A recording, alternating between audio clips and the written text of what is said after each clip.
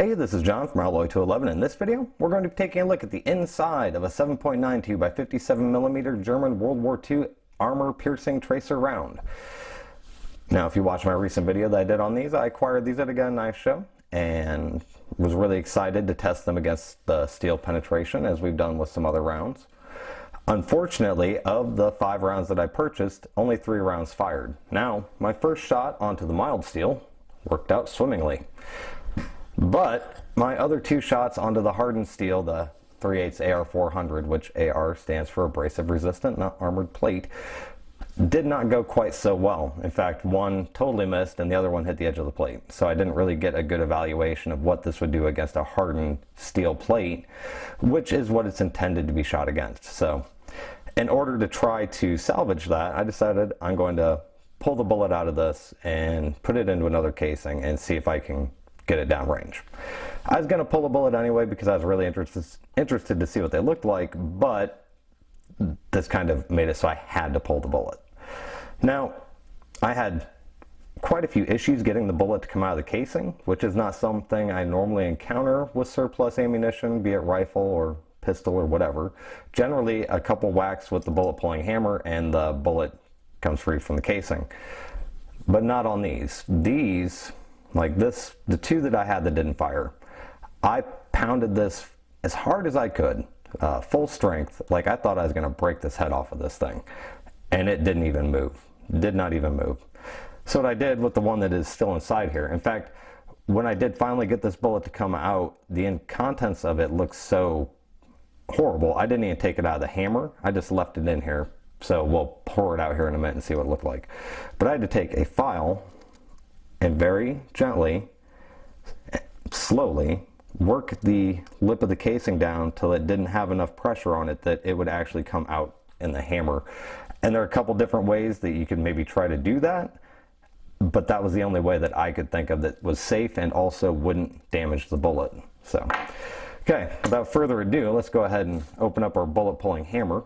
We can see what the inside of this World War II German APT ammunition looks like.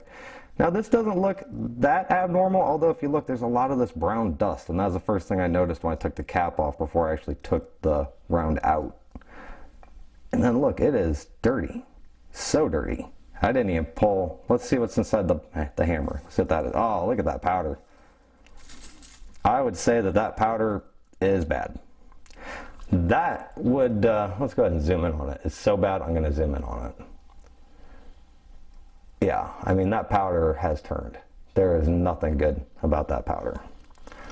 Let's go ahead and wipe we'll go ahead and take our cullet or collar off of it. Like so. Whoa, and the bullet came with it. There we go. Let's use our rag and actually wipe the bullet off, see how that looks. I think I got it out of the casing without damaging it. Kind of makes me wonder, seeing how, I mean, that looks like dirt. That doesn't even look like powder, that looks like dirt. Seeing how awful that looks, it kind of makes me wonder if, I mean, the other ones were probably fine. If they fire, they're probably full velocity and all that. There's that. And we'll just take, this is an M75 8mm round. Let's put that there, just so you can see the difference. That is quite a bit longer. See if we can look down inside this casing. Oh. Go ahead and zoom out a tad so you can actually see that. Okay. I'll show the inside of the casing. Here. Get the light so you can actually maybe see down inside there. There's not much to see.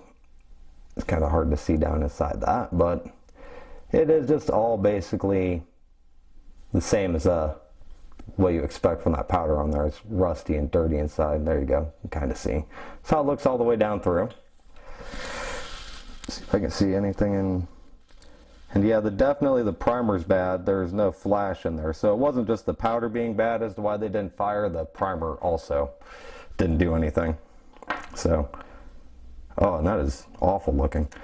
It does definitely explain why it didn't fire. Now I'm going to go ahead and off camera over here, I'm going to go ahead and pull this Ethiopian one, so that way you can see what the inside of this looks like as a comparison.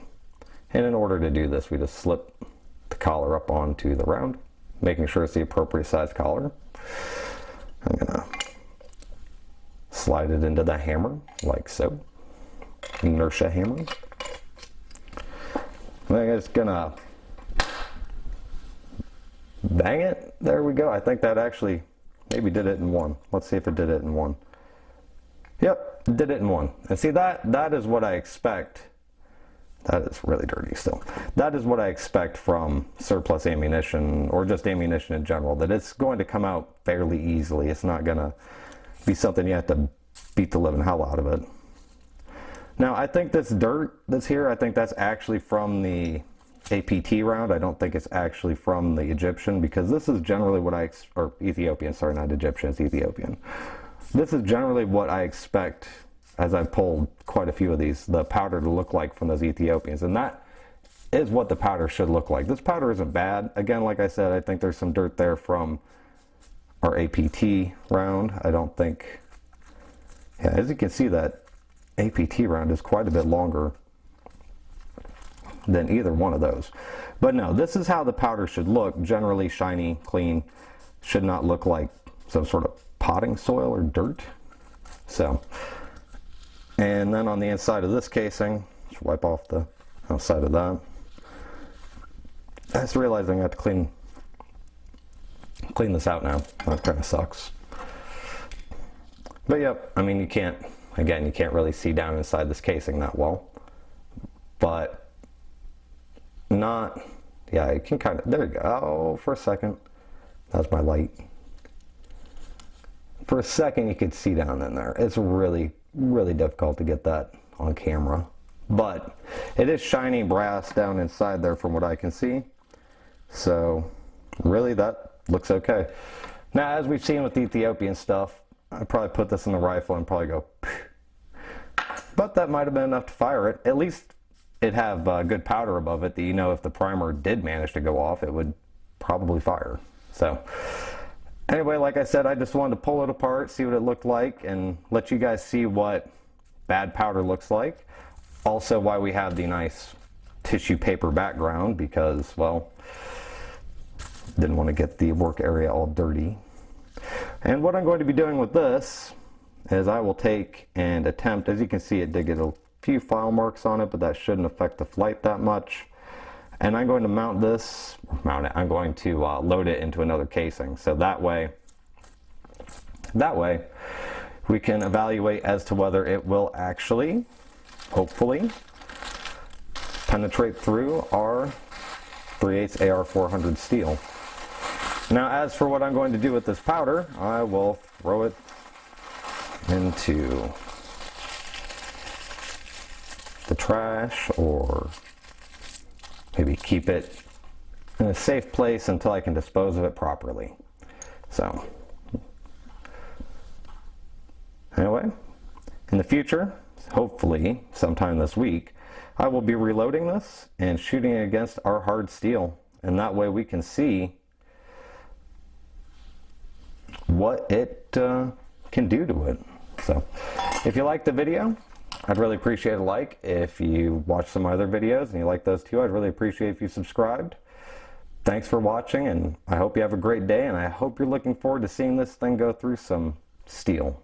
I'm hoping it'll go through some steel. From what it did with the mild steel, it definitely looked like it could. So, as I've set up my title screen now, hope you have a great day, and I'll hopefully see you later.